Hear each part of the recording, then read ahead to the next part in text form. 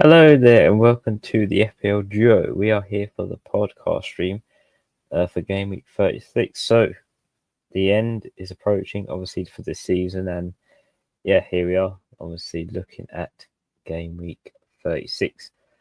So obviously, before we get into this video, guys, make sure you give this video a like, subscribe for more, and leave a comment down below if you wish. Unfortunately, I don't think Huss will be able to meet this stream, but he'll be back for the deadline. So I'll be taking this obviously podcast stream for Game Week 36. But before we get into obviously Game Week 36, let's just recap how Game Week 35 underwent, because obviously since then there's obviously been some changes to our points and rank. So we'll just recap that, see who's got what in terms of points, and then we'll carry on onwards onto Game Week 36.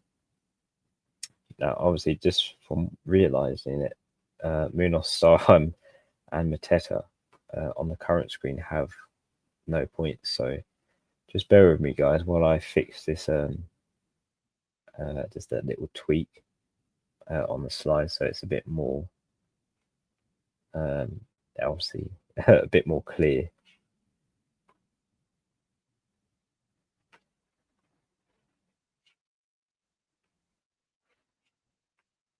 Oh, actually, that should be fine. It should be okay.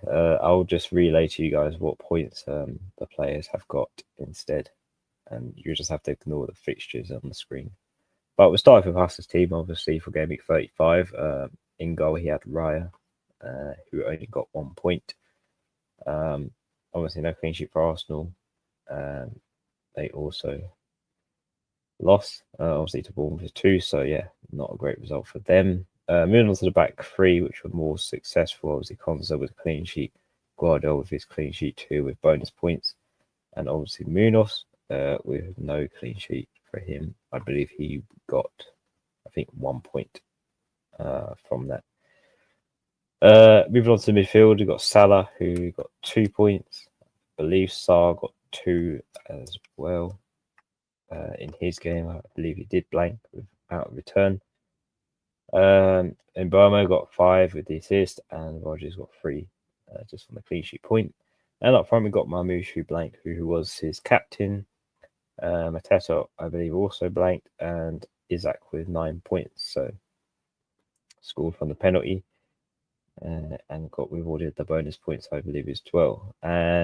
Nothing really much to say on the bench. Ariella with 2, Savinha with 0, Burma with 2, and Saliba with 1. And obviously, you guys can obviously revisit this page, or obviously this moment in the stream if you need to, if you did miss out on the point summary. But just quickly moving on to my team, little points recap. So obviously, I Pickford in goal, no clean sheet there. Obviously, Milenkovic has a fixture currently there, but he did only get, 1 or 2 points. Hoyson with 8 points, clean sheet. Not clean sheet, sorry, a goal. Scored a nice header against Arsenal and was awarded with the 8. Mikalenko got 0 for no clean sheet and also yellow card and conceding 2 goals. Midfield, Salah with 2 in Burma, obviously the assist, but I captained him with that equals 10. Barnes, who blanked, and Rogers, who also blanked, well, got a clean sheet point, making it 3. And up front, Isaac, who we spoke about, got 9 from his obviously penalty kick. Cunha blanked against, I believe, Man City. And then obviously Marmoush as well against him played and blanked also with 2 points. On the bench, obviously, I don't think I scored any points on the bench, so I'm very thankful of that. Only 2s and 1s there. I know there's fixtures there, but obviously there should be points, so my mistake. But yeah, that's pretty much the recap for Game Week 35. Not really much of a high scoring game week. If one is a red arrow, and a total of 42 points, and obviously 43 for Huss as well on the small red arrow too. So yeah, still trying to climb up the ranks, but it's been still a struggle to pick the right person to do it with. But yeah, let's move on, guys. Obviously, this is obviously going to be a quick stream because, as you guys know, there's obviously important football on tonight. You got the likes of Man United, Spurs, and other Premier League matches. Well, not Premier League matches, but Premier League teams playing in other competitions tonight in less than an hour or so. So this will be a very quick revised stream, obviously before 8 p.m. UK time when they do kick off. But yeah, let's move on. Obviously, I'll switch over to the other page so you guys can see, obviously, my team. Let's remove that and let's pop that in. So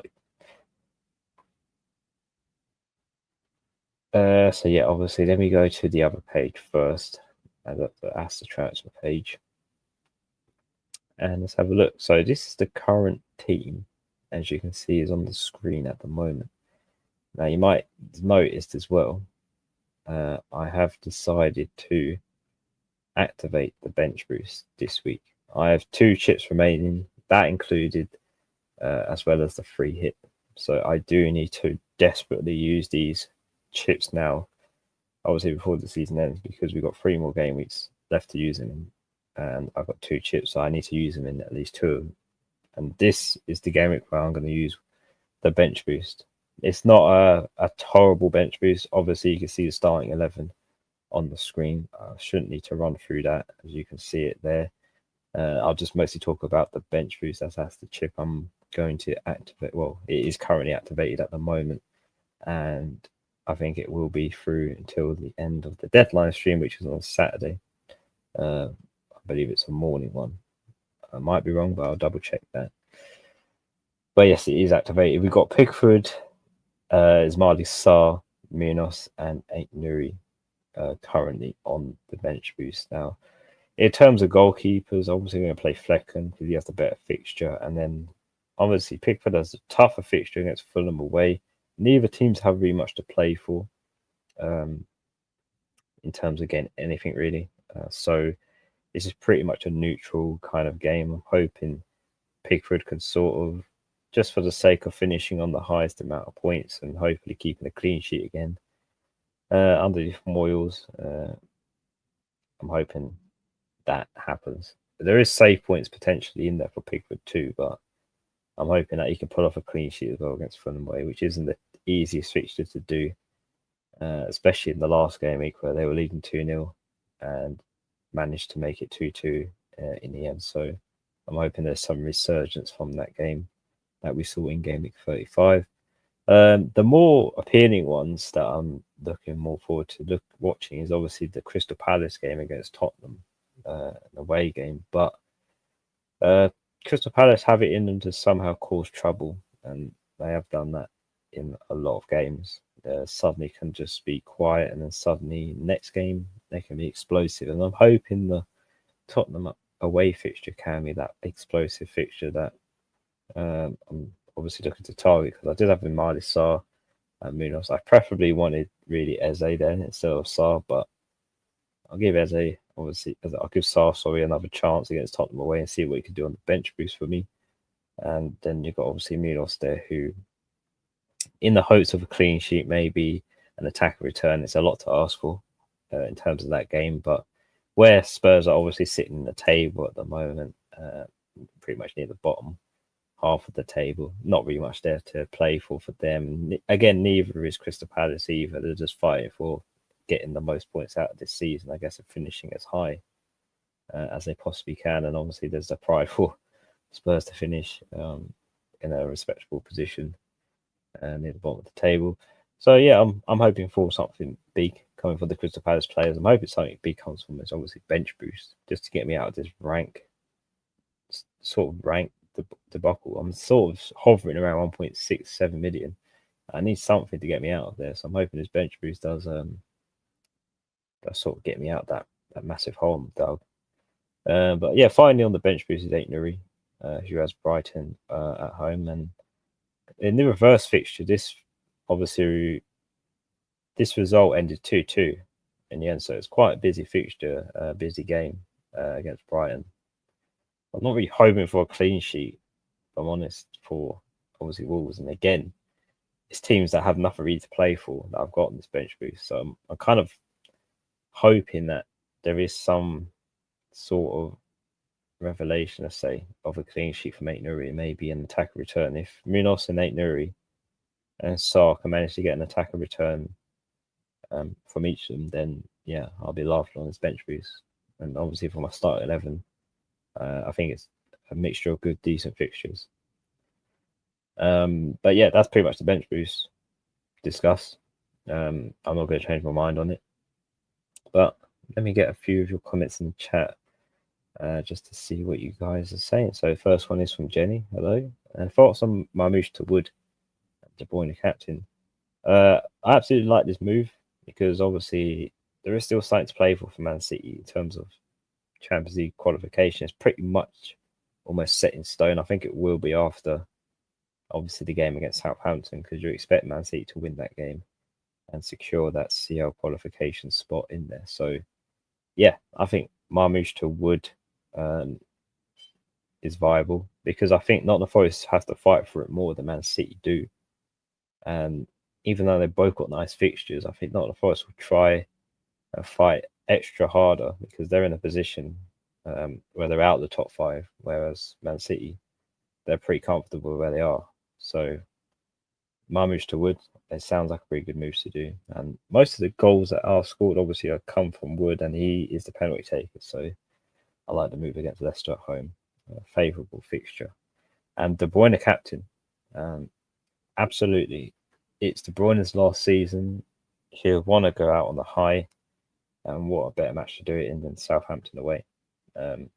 One of the easiest fixtures that Man City have left to play for. So, yeah, I would be in favour of going De Bruyne captain too, just to be different and to obviously chase rank if you are doing that. Roman Jarvis had done moves of Mateta and Saliba to Wissa and Uri. News that Harden could be back is nice, and also not have Cunha is scary this week. Yeah, so obviously Cunha has Brighton at home, and I think in the reverse fixture where they played away to Brighton, Cunha did score a goal. So this could be a potential great opportunity to obviously back for obviously Cunha, and yeah, I can see why it is scary because it is one of those fixtures where it can be a high scoring one. Well, we saw in obviously the other one this season, it was 2-2 in the end. So yeah, it's one of those fixtures that you don't want to miss out on a player like Cunha in. And that is the reason why I've obviously captained him. He does currently have the captain over him just because of obviously the goal threat he can provide in that fixture. But the news on Haaland is obviously on my outlook, obviously for me because I still have my free hit and I need to use it. And I could potentially bring Haaland in for that free hit. So I'm also captaining. So I think I'll see how he gets on, obviously, in this Southampton game, how many minutes he plays. Because we saw him on the bench in the last game against Wolves. So I'm hoping this game week he does play a few more minutes. Obviously, manages to start as well would be a good sign. YouTuber Jenny, sorry. Have a good week too. Thanks for your comment. Obviously, another one from Anoop. I've already done Mateta to Wissa this week, and Burma is going to be my captain. Yeah, interesting. Obviously, captaincy point as well. Ipswich away for Brentford. Tough one. Maybe not. It's hard to know with Ipswich. They are officially now relegated. So they have nothing to play for. Again, Brentford, not really much, but they have the amount of goals that Wissa and Burma have obviously scored combined is a lot. I mean, if you've had Wissa and Burma from Gameweek 1, you are in a good position, I imagine, for your season. And yeah, Mateta to Wissa this week is great, and Burma to be your captain is also a double whammy. Obviously, being Burma is on penalties, so you'd want him to be obviously your captain. So yeah, it's a good shout for captaincy. Hello, Erica. Do you feel like towards the end of the season there isn't a nail captain pick?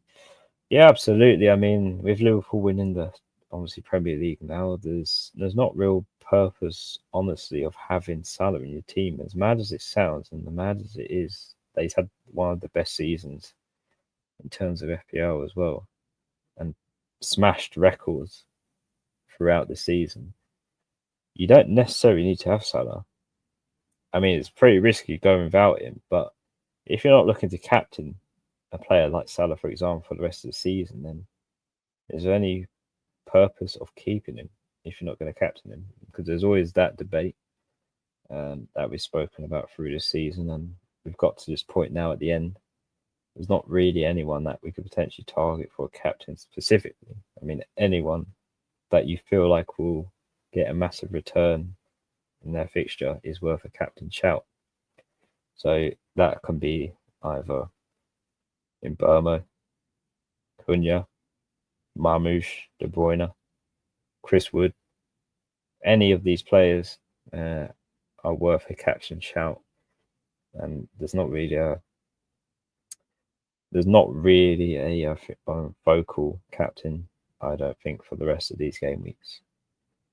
But yeah, I feel like at the end of the season now there is a nailed captain pick, which I think is quite delightful not to have one, because then you can't be afraid of backing against a certain player in terms of captaincy. I will be interested to see though who is the top captain pick. But there is some nice fixtures there. Chris Wood has Leicester at home. He was going to be a popular captain pick, and also a player to bring in. Marmoush / Haaland could be a good pick for Southampton away, and De Bruyne, one of those three. And also Cunha, he's got Brighton at home, another great captain addition. And even a tough fixture where Isaac has Chelsea at home. That's a massive game in terms of the top five. This could go either way, and if it does, because both these teams are on the same points, same goal difference. There's nothing really dividing these two teams. So whoever wins that game is going to be massive. And obviously players like Palmer as well, or Isaac, could be another great captain shout to go for, because no one really needs to go look at Palmer, who finally did score in his last game week after his massive goal drought for many game weeks. And Isaac never seems to have black at home. Yeah, it is true. I mean, if we take a look at Isaac's home record, you can see against, obviously, Ipswich 34, goal. Crystal Palace at home, a goal. Man United at home, he didn't score, but he got an assist. Brentford at home, he scored. Nottingham Forest, he scored 2 goals. Fulham at home, he blanked.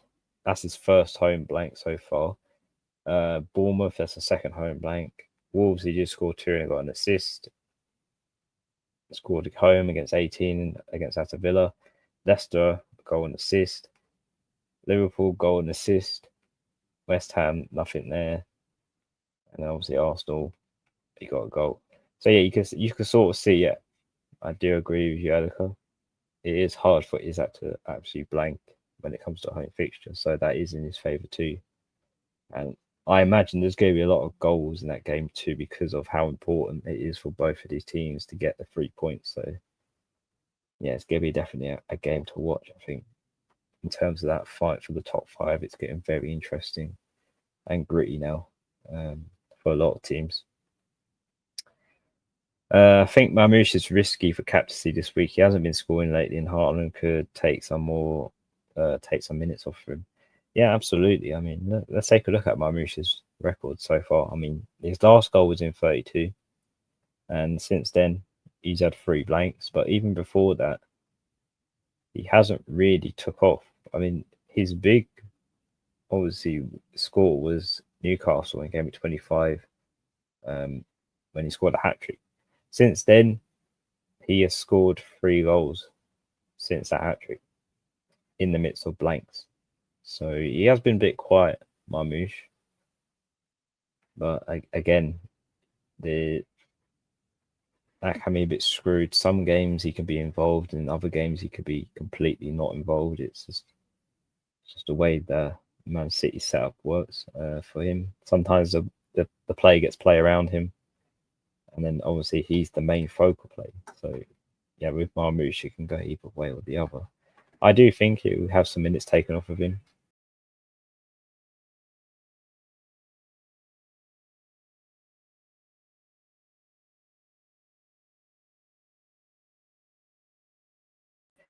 Yeah, I do believe sorry about that. I do believe he'll have minutes taken off of him for Haaland. Just because we saw Haaland on the bench, obviously, last game week against Wolves. And yeah, he should be playing some more minutes now at Haaland, getting back into the groove of things before the season ends. So it's a good sign to obviously see Haaland on the bench. And even better to see him, how many minutes he gets against Southampton away, because I might potentially free hit him 38 and possibly captain him. But yeah, I think Haaland is a good shout. He's going to be a very differential captain as well. No one's really going to look at Haaland. I think the focus will be around Marmoush. But I think Haaland's a good shout, even for 36, sorry. David, you guys have had a shocking FPL luck the last few weeks. Yeah, I mean, that's just the way it goes this season. I think this is my lowest rank in FPL history so far. So it's not been a great season for me. I think the fundamental drop in my season was obviously not owning Haaland at the wrong time and captaining Haaland at the wrong time.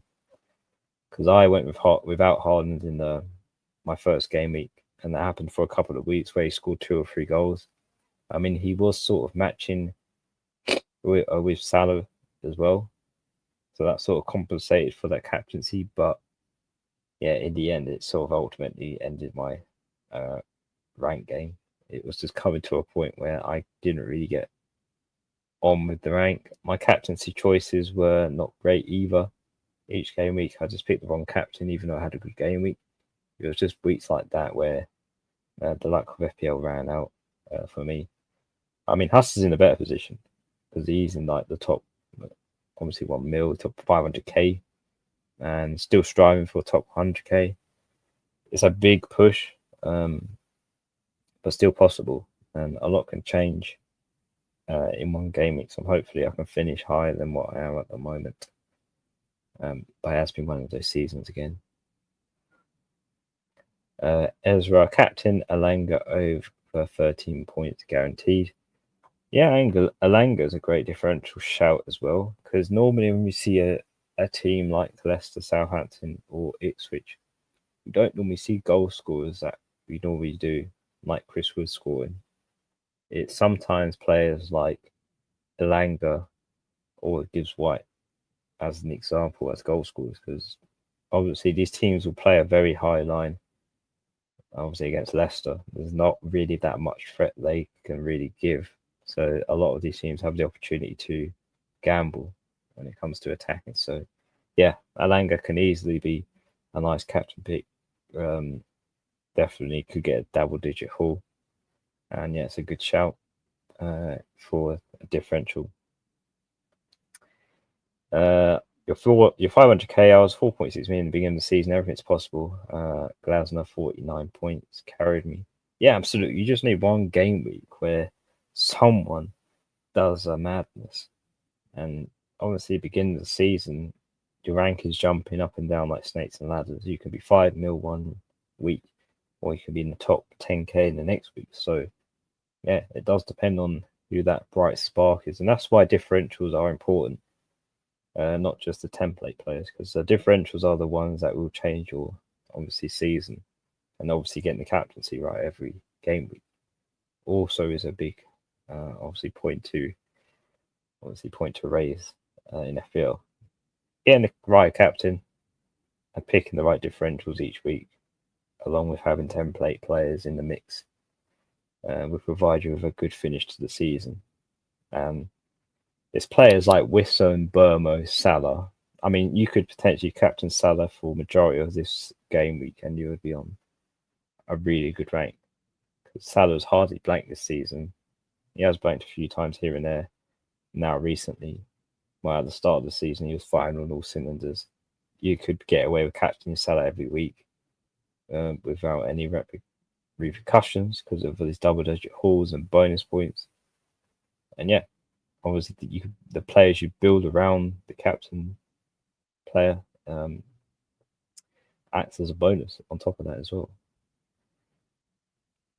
But yeah, obviously, as you can see, guys, on the screen, for those who have joined late, and that this is my current team so far. Bench boost is active, hence why it's highlighted in blue. So I'm using this bench boost this week. And yeah, I'm not going to read out the starting 11 because obviously you can see it on the screen. But the captain is Cunha at the moment, the vice being on Marmoush. I think it will remain on that. Obviously, you will see us on the deadline stream, which I believe is on Saturday. I will double check that just to make sure. Yeah, it's a Saturday deadline. It is obviously a later one because the deadline ends at 1:30, so we'll be going live at 12:30 in the afternoon. So we got a nice line. No early kickoff for Gameweek 36, so we won't get any early team news. But again, we get a nice rest in return. Obviously another comment from Ezra. This season I almost skipped every right captain. I had a game week, had 30 points exactly in Boa, 14 of ones, 11 and 13. I captained one who did 2 points. I think that's what most of my game weeks have been like. I've had a really good game week, and then I've picked the wrong captain. And that's been the annoying thing for most of my season in terms of game weeks. I've had a really good game week, but the captain scores 2 points. And yeah, I think that slightly screws my rank as well because some game weeks I've had great high scoring points over the average. But if I got the captain right, absolutely having a laugh in terms of my average. I'll be double the average in some game weeks because of if I pick the right captain. So yeah, captaincy does play a massive factor, obviously in FPL, because you want to get the right one every week. I mean, if you do, then yeah, it's pretty good finish to the season. And obviously, I haven't picked many captains. I'll be intrigued to know how many captain picks I've got right without a blank this season. We will look at obviously the summary of this season after this. Obviously, the games have ended, and recap how it's gone through. Obviously, this football season has been a bit crazy. It's not been the usual season we've seen. Has thrown in a few shocks and surprises along the way. But yeah, should be a good one as well to recap everything that's happened. Clivert, that's the one. The Wolves. So yeah, obviously that you would think with that fixture, yeah, it's a great captain shout for Clivert against a struggling Wolves. But yeah, that is how it goes. I mean, you could pick a great captain like. Obviously, let's say for this week, you pick Chris Wood.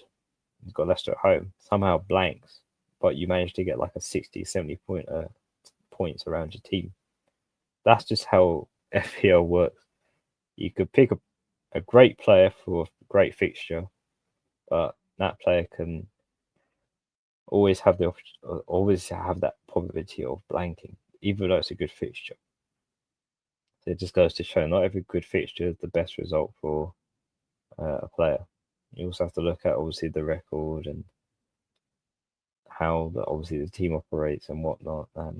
Yeah, it's a good reflection period, I think, for this season. I think for me, I will definitely be deep diving into certain particular things for next season. It's definitely been a learning phase again, as this is my third FPL season. So yeah, learning each season comes with new lessons to learn. But yeah, obviously, guys, I haven't shown you what my transfer plans are. So let me just go to the transfer page and you can see, because you've seen obviously the team, how it's lining up, and obviously the bench boost is activated currently. So yeah, this is the current transfer moves. Let's just discuss this briefly because we have just under half an hour before the kickoffs and the other competitions begin. So obviously I got one free transfer, as you can see at the top, 7.3 million in the bank. Now there's more than one possible move I can make in this, because I've got enough money to do anything I want with this free transfer, and along with the bench boost, I want to maximize on obviously giving the best 11 I can. So just looking at the players, I don't really want to remove obviously the Newcastle players. They have an importance to play. Obviously not the Forest, Milenkovic, importance. Obviously Man City, Marmoush is still there great fixture at Southampton away. In Burmo, there as well. And obviously Rodgers. Still got Aston Villa, who could fight for the top 5. But yeah, that's a must-win against Bournemouth away. It's going to be a tough one, but they have to win that if they want CL qualification. So there's a few players I want to keep in here, just because they have something to play for. Players like Mikalenko and Munoz, and even Cunha. These players you don't necessarily need to have. Even Salah, you could possibly get rid of Salah if you're brave enough to do that.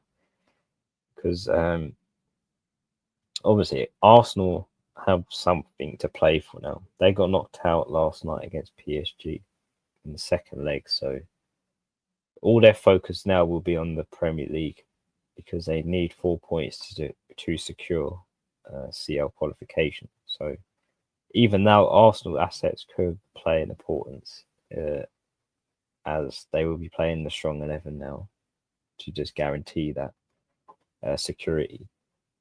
But I think in terms of the players I'm looking at, Mikalenko is the one that obviously highlights to me to take out, because Everton, there's not really any purpose of keeping Everton player now, unless you want like a differential. But as a defender, yeah, I don't need necessarily to keep Mikalenko in my team. He's got Fulham away as well, tough game.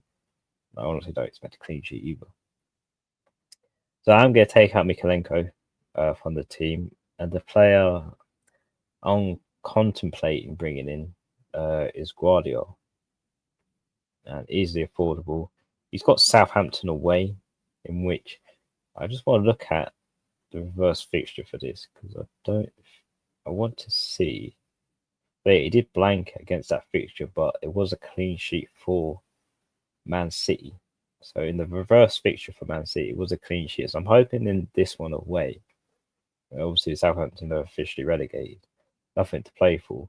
I think Man City just want to get the job done and secure that, obviously that top 5 placement, solidify it, get the 3 points, then job done. And then obviously after that, it's just playing for the highest amount of points. They could possibly finish second if Arsenal don't get on well with Liverpool.